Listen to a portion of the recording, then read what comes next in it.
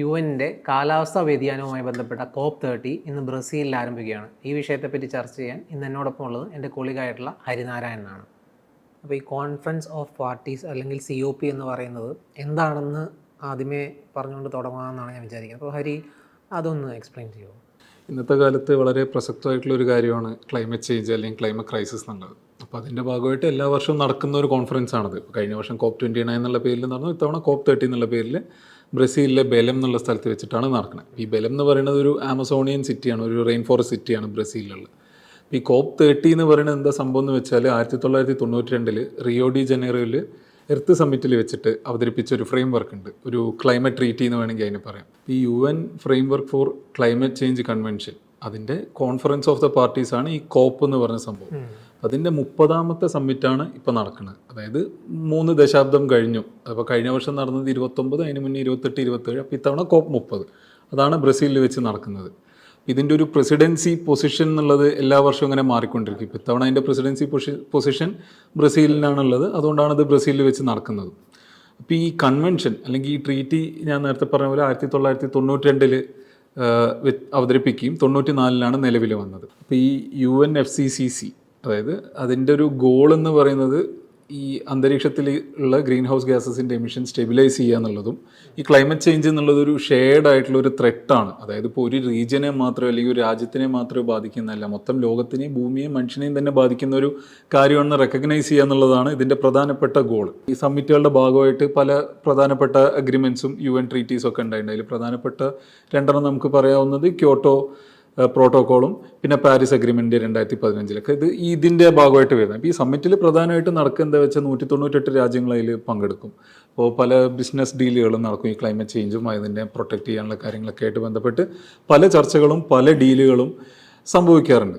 അതെപ്പോഴും ഒരു പ്ലസൻ്റ് ആയിട്ടുള്ള ചർച്ചകളായിക്കൊള്ളണമെന്നില്ല. പ്രധാനപ്പെട്ട പോയിന്റ് എന്ന് പറഞ്ഞാൽ CBDR എന്ന് പറഞ്ഞൊരു കാര്യമുണ്ട്, അതായത് കോമൺ ബട്ട് ഡിഫറൻഷിയേറ്റഡ് റെസ്പോൺസിബിലിറ്റി എന്നുള്ളത്. കാരണം ഇപ്പോൾ ഈ ക്ലൈമറ്റ് ചേഞ്ചിന് കാരണമാകുന്ന പല കാര്യങ്ങളും ഇപ്പോൾ എല്ലാ രാജ്യത്തുനിന്നും ഒരുപോലെയല്ല സംഭവിക്കുന്നത്. ഇപ്പോൾ ചില ഇൻഡസ്ട്രിയലൈസ്ഡ് രാജ്യങ്ങൾ അല്ലെങ്കിൽ ഡെവലപ്ഡ് കൺട്രീസ് പുറപ്പെടുവിക്കുന്ന ഗ്രീൻ ഹൗസ് ഗ്യാസസ് ഒന്നും ആയിരിക്കില്ല ഇപ്പോൾ ഡെവലപ്പിംഗ് കൺട്രീസോ അല്ലെങ്കിൽ പാവപ്പെട്ട കൺട്രീസൊക്കെ പ്രൊഡ്യൂസ് ചെയ്യുന്നുണ്ടാവുക. ഇതിന് കാരണം കൂടുതലായിട്ട് ഉണ്ടാക്കിയ രാജ്യങ്ങൾക്ക് ഇതിൻ്റെ റെസ്പോൺസിബിലിറ്റി കൂടുതലായിട്ട് നൽകുകയും അവർ ഈ ഒരു ക്ലൈമറ്റ് ചേഞ്ചിനെ തടയാനോ അല്ലെങ്കിൽ അത് ബെറ്റർ ആക്കാനോ ഒക്കെ വേണ്ടിയിട്ടുള്ള പ്രവർത്തനങ്ങളിൽ ലീഡ് എടുക്കണം എന്നുള്ള രീതിയിലാണ് ഇതിൻ്റെ ആശയങ്ങൾ തന്നെ മുന്നോട്ട് വയ്ക്കുന്നത്. അപ്പോൾ അതിൻ്റെ ഒരു സംഭവം വരുമ്പോൾ തന്നെ ഒരു റിഫ്റ്റ് അല്ലെങ്കിൽ പല അഗ്രിമെൻറ്റും പല ചർച്ചകളും വരുമ്പോൾ സംഭവിക്കാതിരിക്കുക അങ്ങനെയുള്ള കാര്യങ്ങളൊക്കെ ഈ COPൻ്റെ ഭാഗമായിട്ട് നടക്കാറുണ്ട്. പക്ഷേ സ്റ്റിൽ വിപുലമായിട്ട് നടക്കുന്ന, എല്ലാ വർഷവും നടക്കുന്ന ഒരു പ്രധാനപ്പെട്ട ക്ലൈമറ്റ് ചേഞ്ചായിട്ട് ബന്ധപ്പെട്ടിട്ടുള്ള ഒരു സമ്മിറ്റാണ് അല്ലെങ്കിൽ ഒരു കോൺഫറൻസ് ആണത്. അപ്പോൾ ഇതിൻ്റെ ഒരു പ്രസക്തി പ്രത്യേകിച്ച് ഇക്കാലത്ത് നമ്മുടെ രാജ്യത്ത് തന്നെ നോക്കിയാൽ അറിയാം. ഇപ്പോൾ ഡൽഹിയിൽ വലിയൊരു പ്രക്ഷോഭം നടന്നുകൊണ്ടിരിക്കുക, ഒരു ഏറ്റവും ബേസിക് ആയിട്ടുള്ള ജീവിക്കാൻ വേണ്ടിയുള്ളൊരു പ്രക്ഷോഭം എന്ന് വേണമെങ്കിൽ പറയാം. അവരുടെ ആവശ്യം എന്ന് പറഞ്ഞാൽ ശ്വസിക്കാൻ ക്ലീൻ ആയിട്ടുള്ള വായു വേണമെന്നൊരു ആവശ്യമായിട്ട് ബന്ധപ്പെട്ടിട്ടാണ് അവരിപ്പോൾ അവിടെ പ്രതിഷേധിക്കുന്നത്. അപ്പോൾ അതിനെതിരെ പോലീസിനെ ഇറക്കിയും അവരെ അറസ്റ്റ് ചെയ്തുകൊണ്ട് പോവുകയും അങ്ങനെ പിടിച്ച് മാറ്റുക അങ്ങനെയുള്ള കുറേ കാര്യങ്ങൾ ഇപ്പോൾ നമുക്ക് നമ്മുടെ രാജ്യത്ത് തന്നെ കാണാൻ പറ്റും.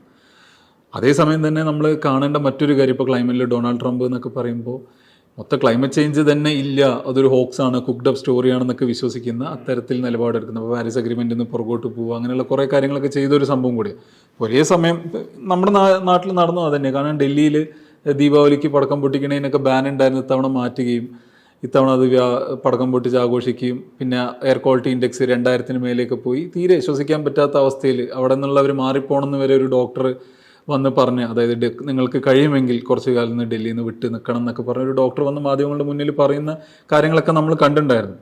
അപ്പം അത്തരം ഒരു സമയത്ത് ഇതിനുള്ള പ്രസക്തി വളരെ വലുതാണ്. അപ്പോൾ എല്ലാ കാലവും ചർച്ചയും ഡീലുകളും മാത്രം നടന്നിരുന്ന ഈ ഒരു കോൺഫറൻസിൽ ഇനി ആക്ഷൻ്റെ സമയമായിരിക്കും, അല്ലെങ്കിൽ ഈ ഡെക്കേഡ് എന്ന് പറയുന്നത് ഒരു ഡെലിവറി അല്ലെങ്കിൽ ഇംപ്ലിമെൻറ്റേഷൻ്റെ സമയമാണെന്നാണ് ബ്രസീൽ അവകാശപ്പെടുന്നത്.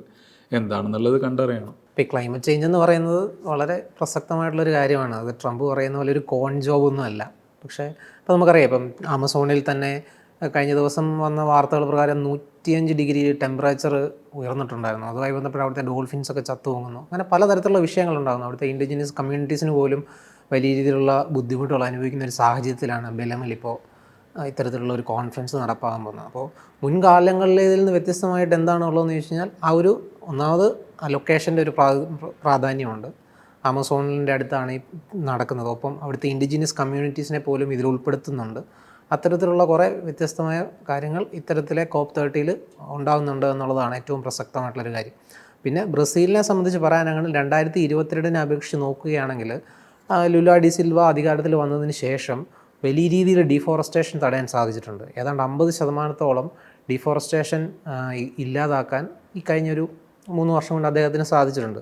മുൻപ് 2019 മുതൽ 2022 വരെ ഭരിച്ച ബോൾസനാരോ ഗവൺമെൻറ് വലിയ രീതിയിൽ ഡീഫോറസ്റ്റേഷൻ നടക്കുക. അദ്ദേഹം ട്രംപിൻ്റെ വലിയ അടുത്ത ആളാണ്. അപ്പോൾ ഇവരുടെ എല്ലാം ഒരു സമീപനം ഏകദേശം ഒരേ രീതിയാണ്. ഫോസിൽ ഫ്യൂൽ കൺസംഷൻ ഇത്തരത്തിലുള്ള കാര്യങ്ങളെല്ലാം വലിയ രീതിയിൽ വ്യാപകമായി ഇടപെടൽ നടത്തുന്ന ആളുകളായിരുന്നു. എന്നാൽ ലുല വന്നതിന് ശേഷം അതിൽ നിന്ന് മാറ്റം ഉണ്ടാവുകയും ക്ലൈമറ്റ് ചേഞ്ചിന് വലിയ രീതിയിൽ പ്രാധാന്യം കൊടുക്കുന്ന ഒരു സാഹചര്യമാണ് ഉണ്ടായത്. ആ ഒരു അവസ്ഥയിലാണിപ്പോൾ അവിടെ COP30 നടക്കുന്നതെന്നുള്ളത് വളരെ പ്രസക്തമാണ്. അപ്പോൾ ഹരി സൂചിപ്പിച്ചതുപോലെയുള്ള ഡൽഹിയിലെ വിഷയങ്ങൾ, എയർ ക്വാളിറ്റി ഇൻഡെക്സ് ഒക്കെ എത്രമാത്രം തീവ്രമായിക്കൊണ്ടിരിക്കുകയാണ് എന്നുള്ളതാണ്. അപ്പോൾ അത് 1/3 കുഞ്ഞിന് ലങ്സിന് പ്രശ്നങ്ങൾ ഉണ്ടാകുമെന്നൊക്കെയാണ് ഇപ്പോൾ വരുന്ന റിപ്പോർട്ടുകളൊക്കെ. ആളുകൾക്ക് പുറത്തിറങ്ങാൻ പോലും സാധിക്കാത്ത അവസ്ഥയാണ്. അതിനെതിരെ പ്രതിഷേധിക്കുന്നവരെ ഡീറ്റെയിൻ ചെയ്യുന്നു. ഇങ്ങനെയുള്ള വളരെ പ്രശ്നങ്ങൾ നേരിടുന്ന ഒരു സാഹചര്യത്തിൽ ഏതൊക്കെ തരത്തിലുള്ള പോരായ്മകളുണ്ടെന്ന് പറഞ്ഞാലും ആ കോൺഫറൻസിന് അതിൻ്റേതായ പ്രത്യേകതകളുണ്ട് എന്നാണ് ഞാൻ വിചാരിക്കുന്നത്. ഒപ്പം അമേരിക്കയുടെ പിന്മാറ്റം, മുൻപ് ട്രംപിൻ്റെ പ്രസിഡൻസിയുടെ സമയത്തും അമേരിക്ക ഇതിൽ നിന്നും പാരീസ് എഗ്രിമെൻറ്റിൽ നിന്നും എല്ലാം പിന്മാറിയിരുന്നു. അതിനുശേഷം ബൈഡൻ തിരിച്ചു വന്നപ്പോൾ അതിൽ വീണ്ടും റീജോയിൻ ചെയ്തു. എന്നാൽ വീണ്ടും ട്രംപ് ഇത്തവണ വീണ്ടും അതിലേക്ക് പങ്കെടുക്കില്ല, അദ്ദേഹത്തിൻ്റെ ഡെലിഗേറ്റ്സിനെ പങ്കെടുപ്പിക്കില്ല എന്നൊക്കെയാണ് പറഞ്ഞിരിക്കുന്നത്. പക്ഷേ അമേരിക്കയിൽ നിന്നുള്ള കുറേയധികം മേയേഴ്സൊക്കെ ഇതിൽ പങ്കെടുക്കുമെന്ന് അറിയിച്ചിട്ടുണ്ട്. അപ്പോൾ ഇതിനകത്തൊരു പ്രധാനപ്പെട്ട കാര്യമായി കാണേണ്ടത്, ലോകത്തിലെ ഏറ്റവും ഡെവലപ്ഡ് രാജ്യമെന്ന് അവകാശപ്പെടുന്ന അമേരിക്ക ഇത്തരത്തിലുള്ള ഈ കാലഘട്ടത്തിൽ ഏറ്റവും അനിവാര്യമായിട്ടുള്ളൊരു മൂവ്മെൻറ്റിൽ നിന്ന് വിട്ടു നിൽക്കുക എന്നുള്ളത് വലിയൊരു പ്രോബ്ലമാറ്റിക് ആയിട്ടുള്ള കാര്യമാണ്. അപ്പോൾ അതിൽ നിന്ന് അമേരിക്ക വിട്ടു നിൽക്കുമ്പം അതിലേക്ക് നേരെ അടുത്ത് എത്തുന്നത് ചൈന എന്ന രാജ്യമാണ്. ചൈന ഒരുപക്ഷെ നോക്കുകയാണെങ്കിൽ ഇപ്പോൾ ഏറ്റവും കൂടുതൽ ഗ്ലോബൽ വാർമിംഗ് എമിറ്റ് ചെയ്യുന്ന രാജ്യങ്ങളിലൊന്ന് ഒന്നാം സ്ഥാനം ചൈനയ്ക്കാണ്. ഈ പറയുന്ന ഈ എമിഷൻ്റെ CO2 എമിഷൻ്റെ എല്ലാം കൂടി നോക്കുകയാണെങ്കിൽ 30%, അതായത് ഗ്ലോബലി നോക്കിയ 30% തന്നെ ചൈനയിൽ നിന്നാണ് ഉണ്ടാകുന്നത്. പക്ഷേ അതിനുള്ള പ്രതിവിധിയും ചൈന കണ്ടുകൊണ്ടിരിക്കുകയാണ് എന്നുള്ളതാണ് അതിനകത്ത് രസകരമായിട്ടുള്ളൊരു കാര്യം. ഇപ്പോൾ ഏറ്റവും കൂടുതൽ EV പ്രൊഡ്യൂസ് ചെയ്യുന്നതാണെങ്കിൽ, അല്ലെങ്കിൽ സോളാർ പാനൽസ്, വിൻഡ് ടർബൈൻസ്, ഇങ്ങനെയുള്ള എല്ലാ കാര്യങ്ങളിലും ചൈന ഒരു റിന്യൂവബിൾ സോഴ്സ് ഓഫ് എനർജി മുന്നോട്ട് കൊണ്ടുവരികയും ഈ പറയുന്ന ചൈന തന്നെ ഉണ്ടാക്കിയ പ്രശ്നങ്ങളെ പരിഹരിക്കാൻ ചൈന തന്നെ നേതൃത്വം കൊടുക്കുകയാണ്. അത്തരം ഒരു സാഹചര്യത്തിൽ ഈ ക്ലൈമറ്റ് കോൺഫറൻസിനെ ലീഡ് ചെയ്യാനും ചൈന തന്നെ ഇപ്പോൾ തയ്യാറാവേണ്ട ഒരു സാഹചര്യം. അപ്പോൾ അത് പ്രതീക്ഷകൾ നൽകുമെന്ന് തന്നെയാണ് ഞാൻ വിചാരിക്കുന്നത്. ഇപ്പോൾ ചൈനയിൽ പ്രതീക്ഷ വെക്കാമെന്ന് പറയുന്നതിന് പ്രധാനപ്പെട്ട ഒരു കാര്യം എന്താണെന്ന് വെച്ച് കഴിഞ്ഞാൽ, ഇത്തവണത്തെ UN ക്ലൈമറ്റ് ടോക്കിൻ്റെ പ്രസിഡൻ്റായിട്ടുള്ള ആന്ദ്രേ കൊറിയ ഡോ ലാഗോ എന്ന് പറയുന്ന ആൾ തന്നെ പറഞ്ഞേക്കുന്നത് ക്ലീൻ എനർജിയുടെ കാര്യത്തിൽ ചൈനയാണ് ഏറ്റവും മുൻപിൽ. അതുപോലെ തന്നെ നിലവിൽ പലപ്പോഴും അണ്ടർ പ്രോമിസിങ് ആയെങ്കിലും ചൈന ചെയ്യുന്നൊരു ഓവർ ഡെലിവറി ആയിരിക്കും. അതായത് ഇപ്പം ഞങ്ങൾ ഇത്രയൊക്കെ ചെയ്യുമെന്ന് പറഞ്ഞാലും പക്ഷേ ആ സമയമാകുമ്പോൾ അതിനപ്പുറത്തേക്ക് ചൈനയ്ക്ക് ഡെലിവർ ചെയ്യാൻ സാധിക്കുമെന്നാണ്. അപ്പോൾ അദ്ദേഹത്തിൻ്റെ ഈ വാദത്തിന് ഉദാഹരണമായിട്ട് നമുക്ക് കാണിക്കാൻ പറ്റുന്നൊരു കാര്യം എന്താണെന്ന് വെച്ച് കഴിഞ്ഞാൽ, വിൻഡ് ആൻഡ് സോളാർ എനർജിയുടെ കപ്പാസിറ്റി ചൈന ഉയർത്തിയതാണ്. അതായത് ചൈന പറഞ്ഞിരുന്നത് 2030 1200 ജിഗാവാട്ട്സ് ആക്കും എന്നായിരുന്നു. പക്ഷേ 2024 ആയപ്പോൾ തന്നെ 1400 ജിഗാവാട്ട്സ് ഓഫ് വിൻഡ് ആൻഡ് സോളാർ കപ്പാസിറ്റിയിലേക്ക് ചൈനയ്ക്ക് എത്താൻ സാധിച്ചു. രണ്ടാമതുള്ള US എന്ന് പറഞ്ഞാൽ 400 ജിഗാവാട്ട്സ് പോലും പ്രൊഡ്യൂസ് ചെയ്തിട്ടില്ല എന്നുള്ളത്. അതുകൊണ്ടാണ് ഈ പറയുന്ന പോലെ ചൈന അണ്ടർ പ്രോമിസിങ്ങും ഓവർ ഡെലിവറിങ്ങും ആണെന്ന് ഈ വിദഗ്ധരായിട്ടുള്ള ആളുകളൊക്കെ പറയുന്നത്. അതുകൊണ്ട് തന്നെ ഈ പറയുന്ന റിന്യൂവബിൾ എനർജി സോഴ്സസിൻ്റെ കാര്യത്തിൽ ഉദാഹരണം എടുത്തു കഴിഞ്ഞാൽ, സോളാർ മോഡ്യൂൾസ് പ്രൊഡ്യൂസ് ചെയ്തത് 90% ചൈനയിലാണ്. അപ്പോൾ ചൈനയിൽ നിന്നാണ് ലോകത്തോട്ടുള്ള ഈ സോളാർ മോഡ്യൂൾസ് എക്സ്പോർട്ട് ചെയ്യുന്നത്. അതും ചീപ്പ് റേറ്റിൽ തന്നെ എക്സ്പോർട്ട് ചെയ്യുന്നുണ്ട്. 82% ഓഫ് വിൻഡ് ടർബൈൻസ് ചൈനയിലാണ്.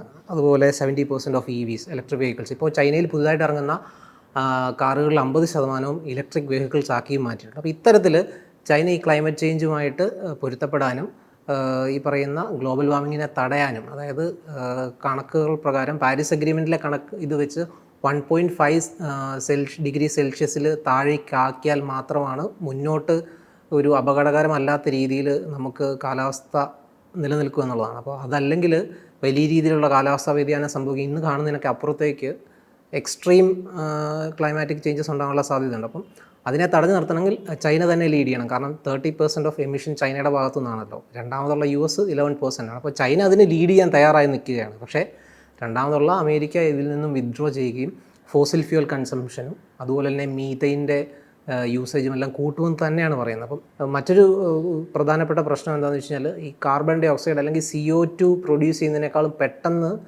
ഈ പറയുന്ന അറ്റ്മോസ്ഫിയറിൽ വാർമിംഗ് കൂട്ടാൻ സാധിക്കുന്ന ഒരു സംഭവമാണ് മീഥെയിൻ.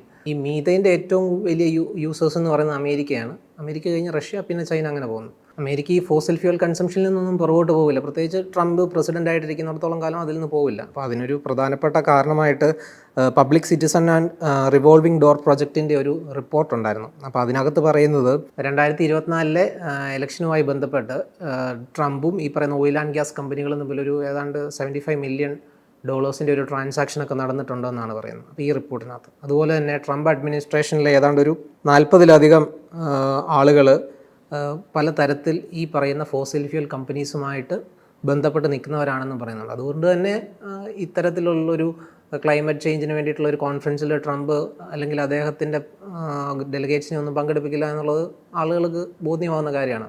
ഫോസിൽ ഫ്യൂലാണ് അമേരിക്ക ഏറ്റവും കൂടുതൽ റിലേ ചെയ്യുന്നതും അതിൽ നിന്ന് പിന്മാറാൻ ട്രംപും തയ്യാറാവില്ല. മറുവശത്ത് ചൈന അതിൽ നിന്നെല്ലാം പിന്മാറാൻ ഏറ്റവും കൂടുതലായിട്ട് പ്രൊഡ്യൂസ് ചെയ്യുന്നുണ്ടെന്ന് പറഞ്ഞാൽ അതിൽ നിന്നെല്ലാം പിന്മാറിക്കൊണ്ട് മറ്റ് alternative sources of energies, renewable energies use ചെയ്തുകൊണ്ട് തന്നെ ഒരു ഗ്ലോബലി തന്നെ മാറ്റം കൊണ്ടുവരാൻ ശ്രമിച്ചുകൊണ്ടിരിക്കുകയാണ്. CO2 എമിഷനുമായി ബന്ധപ്പെട്ട് മറ്റൊരു കാര്യം പറയാനാണെങ്കിൽ ചൈന പറഞ്ഞിരിക്കുന്നത് 2035 അതിൻ്റെ ഒരു 7 to 10% ഓഫ് റിഡക്ഷൻ ഉണ്ടാവുമെന്നാണ്.